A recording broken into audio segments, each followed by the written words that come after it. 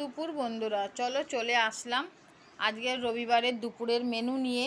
আর কি করেছি তোমাদের সাথে একটু শেয়ার করি।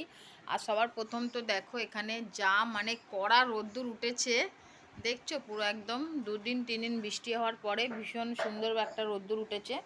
আর চলো আজকে দুপুরের মেনু কি করেছি তোমাদের সাথে একটু শেয়ার করি। সবার প্রথম তো এই যে এখানে ভাত করে নিয়েছি, হ্যাঁ, আর এখানে করেছি উচ্ছে কুমড়ো ভাজা। এই যে উচ্ছে কুমড়ো ভাজা করে নিয়েছি।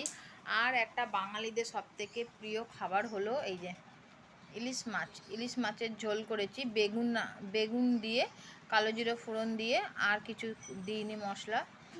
কালারটা দেখো খুব সুন্দর এসেছে। আর মানে যেই ঢাকনাটা খুলেছি খুব সুন্দর একটা নাকে হেভি সুন্দর একটা সেন্ট বেরিয়ে গেছে। আর এখানে করে নিয়েছি এই যে চাটনি, দেখো পাতলা করে চাটনি করেছি। এরকম পাতলা করে চাটনির ঝোল আমার খুব ভালো লাগে, তার জন্য করে নিয়েছি। আজকে দুপুরের মেনু বন্ধুরা কেমন হয়েছে অবশ্যই তোমরা জানাবে।